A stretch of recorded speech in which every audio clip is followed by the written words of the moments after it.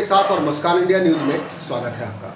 जैसे कि मैं आपको हर गली मोहल्ले ले जाता हूं और उनकी आवाज़ उठाता हूं, जहां पे जो दिग्गज समाज सेवी और कांग्रेसी नेता भी हैं और बीजेपी नेता भी हैं, बहुजन समाज पार्टी पे से भी हैं, यानी कि समाज के सभी ठेकेदारों से मिलाता हूं जहां पे जिनकी आवाज़ दबी हुई है। तो इसी प्रकार से मैं आज एक सुप्रसिद्ध समाज सेवी से मिलाने आया हूं, जिन्होंने जीवन में काफ़ी संघर्ष किया और संघर्ष करने के बाद आज अपनी मंजिल पे बैठे हुए हैं और जो है संघर्ष का वो नतीजा मिला कि आज जो है लोगों की सेवा में अपने आप को इन्होंने विकसित कर रखा है। तो आइए बातचीत करते हैं मनराल जी से और बात बताते हैं आपके इनकी जीवन की गाथा किस तरीके से और कैसे शुरू हुई उत्तराखंड से और कैसे दिल्ली तक पहुँचे। मनराल जी, बहुत बहुत स्वागत है हमारा मुस्कान इंडिया न्यूज़ में और हमारे दर्शक आपको देख रहे हैं, तो कृपया एक बार उनको परिचय दीजिए। नमस्कार साथियों, मेरा नाम नरेंद्र मनराल। वर्तमान में मेरे पास भारतीय जनता पार्टी का जिले में मंत्री का दायित्व है और उत्तराखंड लोक कला मंच का मैं अध्यक्ष हूँ। देवभूमि सामाजिक संगठन उत्तर पश्चिम लोकसभा जो हमारी आती है रजिस्टर, उसका भी मैं अध्यक्ष हूँ। Binsar Mahadev society urban cooperative society limited, उसका भी मैं अध्यक्ष हूँ। और ये मैं लगातार समाज के कार्यों को निरंतर आगे ले जाने का काम करता हूँ। इतनी समिति से जुड़े हुए नरेंद्र जी, जो आप जो है इतनी समिति से जुड़ने के बाद में भी क्या लगा आपको, कैसे लगा कि ये पार्टी ही क्यों चुनी गई? बीजेपी और भी तो पार्टियां थी और भी समाज सेवी किस्म के और भी कार्य थे, क्या लगा कि आपको मैं बीजेपी पार्टी से जोड़ूं? साथ देखो, बीजेपी पार्टी से जुड़ने का एक मकसद है मेरा, राष्ट्र के प्रति प्रेम। बीजेपी एक ऐसी पार्टी है जो हमें राष्ट्र की भावना और राष्ट्रभक्ति सिखाती है।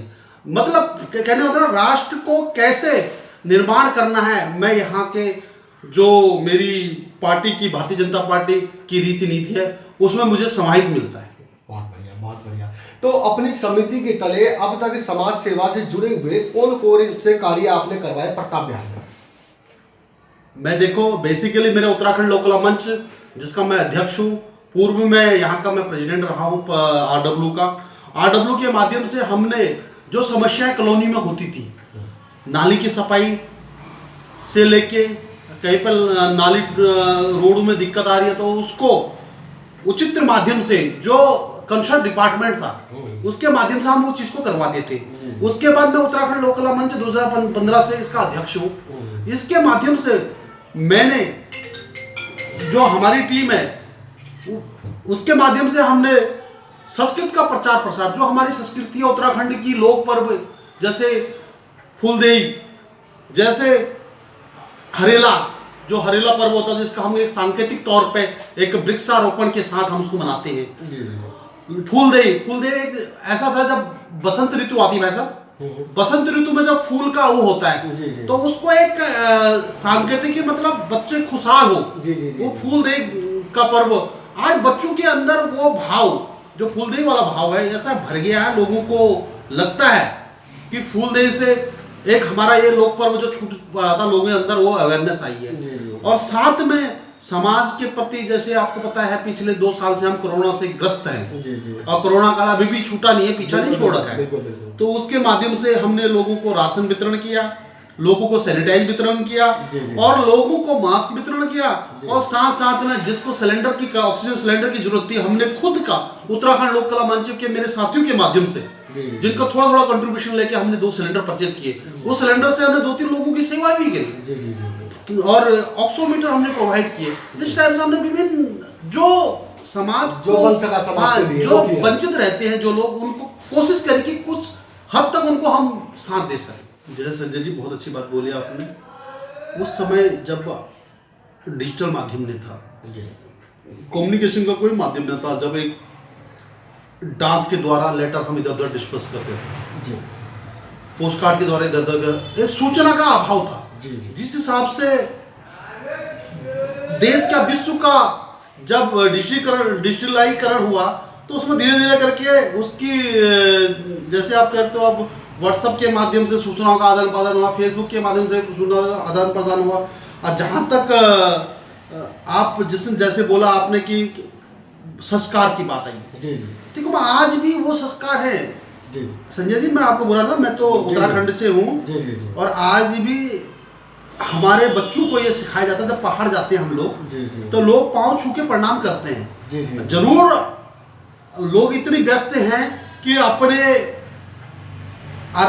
अपने प्रायों में इतना ध्यान नहीं रहता है। जी जी जी लेकिन आज फैमिली भी कितनी छोटी हो गई थी। वैसा पहले 4-4, 6-6, 10-10 बच्चे हुआ करते थे, आज 2 बच्चे हैं। कुछ भाग दौड़ भी ज्यादा हो भाग गई। दौड़ ज्यादा हो गई, तो इसलिए क्या है, धीरे धीरे करके वो चीजें इसलिए कमी आ रही है। पहले क्या है, परिवार बड़ा होता था, आज सीमित परिवार हो गया। जी जी तो इस चीज से कहीं ना कहीं वो चीज का भी है। और भैया आपको पता है डिजिटलीकरण हो गया जी। है, और आज की डेट में इसलिए उस चीज का भी इस पर ज्यादा फोकस हो गया, जी। और वो चीज थोड़ा दादा दादियों का प्यार कम रहता है उसमें भी। फिर भी कहते हैं ना, बेटे से पोता बड़ा होता है, मतलब मूल से ब्याज अच्छा था, तो वो ब्याज ही अच्छा लगता है आज भी दादा दादी को। जी जी जी जी मनराज जी, मैं आपकी बात से सहमत हूँ। मैं जानना चाहता हूँ कि जो हमारे जो देश के नौजवान हैं, वो हमारे दो नौजवान जो है कुछ संस्कृति और कल्चर को जो है भूल चुके हैं। मैं मानता हूँ कि आज टेक्निकल सिस्टम में नेट जरूरी है, इंटरनेट जरूरी है, मोबाइल जरूरी है, लैपटॉप जरूरी है, लेकिन इसके साथ साथ क्या भागवत कथा, रामायण, भक्ति में सागर, ज्ञान, बुद्धि, ये सब जरूरी है? बिल्कुल जरूरी है भाई साहब। क्या इनसे आपने संस्कृति देखा कहाँ होगा, वापसी आएगी? जब 2020 में कोरोना काल में सब लोग घर के अंदर थे, हमारे भारत सरकार केंद्रीय नेतृत्व ने ब्रॉडकास्ट किया था रामायण महाभारत का जी। और काफी लोगों ने, मैं तो अपनी बात बताऊं, मैंने पूरे एपिसोड देखे उसके। जी जी मेरे को वो टाइम आता जब महाभारत आया करता था संडे को, जी। वो दिन याद आया था जब हम किसी के घर में जाते थे, घर में टेलीविजन नहीं हुआ करता था, और आज तो हमारे पास एलईडी, एलसीडी सब कुछ अवेलेबल है, सारे उपकरण। सब का अवेलेबल है। उस समय इतना क्रेज था उस चीज का, लेकिन कुछ ना कुछ, मैं कह रहा हूं जो 2020 में हमने स्टार्ट किया, वो रिफ्रेशमेंट उस चीज का जो 20 साल 25 साल पहले हमने देखी थी वो जी। चीज। तो आज देखो, आज जन जागरण तो हो रहा है, जी जी रामायण महाभारत के लिए जन जागरण हो रहा है। आज देखो भव्य राम मंदिर बन रहा है, बिल्कुल। वो किस लिए बन रहा है? हम ही लोगों को दर्शन के लिए बन रहा है, जागृत के लिए बन रहा है। जागृत के लिए बन रहा है। तो ऐसी बात नहीं, धीरे धीरे करके देखो, समय काल परिस्थिति कुछ बीच में रहा, अब वो चीज धीरे धीरे करके ट्रैक पर आ रही है। तो रामायण जब राम मंदिर 2023-24 में बन के तैयार होगा, तब देखना उसका। और जब काशी का कल परसों मोदी जी ने वहां से जो कॉरिडोर की परियोजना अपनी वो करी थी, हाँ। तो आने वाले टाइम में काफी वो आएगा। इसमें ऐसा कुछ नहीं है, थोड़ा सा चीजें हुई, उसको ट्रैक में नहीं आ पाया, अब ट्रैक पर आ रहा है सारी चीज, और वो जन जागरण रहेगा। चलिए, बहुत बढ़िया मनराज जी। मैं जानना चाहूँगा, समाज से जुड़ी हुई बातें करते करते मैं जो है राजनीति की तरफ भी पटूंगा एक बार। हम यहाँ प्रताप बिहार के अंदर बैठते हैं, और प्रताप बिहार में वार्ड नंबर क्या लगा हुआ है? 41। ठीक है, 41 के अंदर आप बैठे हुए। सर, क्या लगता है कि आपको यहाँ पे जिले के अंदर जो है, क्षेत्र के अंदर नाली की कमी, हॉस्पिटल की कमी, या फिर और भी जो स्कूल सरकारी है इनकी कमी क्या लगती है आपको? देखिए, मैं तो किराड़ी का प्रताप बिहार, जी। प्रताप बिहार देखो, एक ऐसा कॉलोनी थी यहाँ पे कि अपने आप को किराड़ी का कनॉट प्लेस बोला जाता था। कनॉट प्लेस में इतना साफ सुथरी जगह, रोडों का मतलब एक संपन्न लोगों का रहना। आप देखोगे रोड पर कोई किसी को घूमते हुए नहीं मिलेंगे। लेकिन आज की हालात ये हैं, यहाँ पे जब से केजरीवाल की सरकार आई दिल्ली में, ये हालत पैदा कर दी है जगह जगह। आप उसका वो सुन लो कि मैंने दिल्ली को ये कर दिया। दिल्ली की नर की हालत आपने देखी होगी संजय जी, आप घूम के आ रहे होंगे चारों तरफ। किराड़ी के अंदर हाल बुरा, पानी भरा हुआ चारों तरफ में, और जो है जाम लगा हुआ है, वो रोड पे जगह नहीं है, लोग आ रहे हैं, गिर रहे हैं गड्ढों के अंदर। मैं आपको यही बोलना चाह रहा हूँ, देखो ना हॉस्पिटल की यहाँ पे सुविधा है, ना स्कूल की कोई सुविधा है। स्कूल के लिए भी बाहर रोहनी में जाना पड़ता है। किराड़ी का कोई सरकारी स्कूल ऐसा नहीं है जो दिल्ली गवर्नमेंट का है। जी जी। एमसीडी के 1-2 स्कूल होंगे, लेकिन दिल्ली गवर्नमेंट का कोई स्कूल नहीं है यहाँ पे। उसके लिए भी ये बाहर हॉस्पिटल की फैसिलिटी नहीं है, और जहां तक पानी का ड्रेनिंग का सिस्टम ही नहीं है यहाँ पे। आपने देखा होगा इस बार जब बारिश आई तो लोगों को लगा कि हमारे घरों में, यहाँ दिल्ली में किराड़ी में बादल फटा पड़ा है, बादल फटा पड़ेगा। मैं कह रहा हूँ यहाँ पे 106 कॉलोनी है हमारे किराड़ी विधानसभा की, और सारी कॉलोनी लगभग इफेक्टेड थी उस बारिश के पानी से। सबों के घरों में पानी घुसा पड़ा था। अब जो घर 20 साल 15 साल पहले बनाया था, वो जरूर स्वाभाविक है वो नीचे रहने का, तो पानी सारा का सारा लोगों के घरों में बहुत, मतलब मैं दुखी मन से कहना चाहता हूँ, लोग बहुत दुखी थे। लेकिन मैं दिल्ली के जो नरेश बैठे हैं यहाँ पे, उनसे नरम निवेदन करना चाहता हूँ, आप राजनीति जरूर करिए अपनी, लेकिन राजनीति के साथ साथ विकास कार्य पे भी ध्यान दें, जिससे कि लोगों की मूलभूत सुविधाएं जैसे कि रास्ता आने का एंट्रेंस होना चाहिए, रास्ते में जगह जगह टूटे फूटे पड़े हैं। तो एक ऐसा माहौल, एक ऐसा वो पैदा ना करे, पैनिक पैदा ना करे कि लोगों को कुछ नहीं मिल रहा। आप काम भी करो, आप राजनीति भी करो, राजनीति करो, लेकिन जो धरातल पे जो काम होना चाहिए वो काम दिखना चाहिए आपका, वो जो दिख नहीं रहा है। क्या कहना चाहेंगे हमारी पब्लिक से? हमारी पब्लिक जो है मुस्कान इंडिया न्यूज़ मंच पर बैठी हुई है, क्या कहना चाहेंगे हमारी पब्लिक से? हमारी जो मोदी सरकार है और आप बीजेपी से है, जिला मंत्री भी है, क्या कहना चाहेंगे कि तीन वो बात बताइए कि जो अगर आप किसी इस बीजेपी पार्टी में आकर कुछ बनते हैं, कुछ आपकी पार्टी बनती है, तो क्या क्या कार्य पूरे होंगे जो अधूरे रह गए?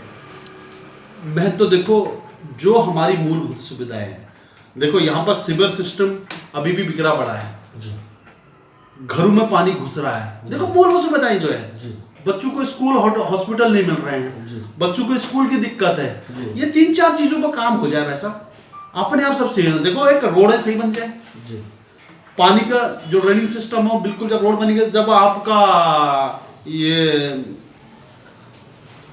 रोड सही बनेगी, इसके बाद आपका ये पानी का जो ओवरफ्लो है उसको प्रॉपर निकासी भी हो जाएगा, निकासी भी हो जाएगी, स्कूल बन जाएंगी, और साथ में ये मेडिकल का फैसिलिटी मिल जाएगी, तो सारे काम हो जाएगा। कानूनी व्यवस्था में क्या चीज है? कानून व्यवस्था यहाँ पे छीन झपट मार, कानूनी व्यवस्था में पुलिस के द्वारा उसको रेगुलर वो होना चाहिए, मूवमेंट चलना चाहिए उसमें, कि कैसे पुलिस को कैसे बैरिकेड्स के द्वारा, छोटे छोटे बैरिकेड्स के द्वारा ये चीज को पूरा सॉल्व करना चाहिए, रिसॉल्व करना चाहिए। देखो पब्लिक को क्या चाहिए, शांति से रहना है, सारी चीज की फैसिलिटी चाहिए। देखो पैसा फ्री, किसी को कुछ नहीं चाहिए, पैसा देके सब चीज लेना चाहते हैं लोग, लेकिन हालात ये है कि फ्री करके लोगों का माइंडसेट ही खराब कर दिया।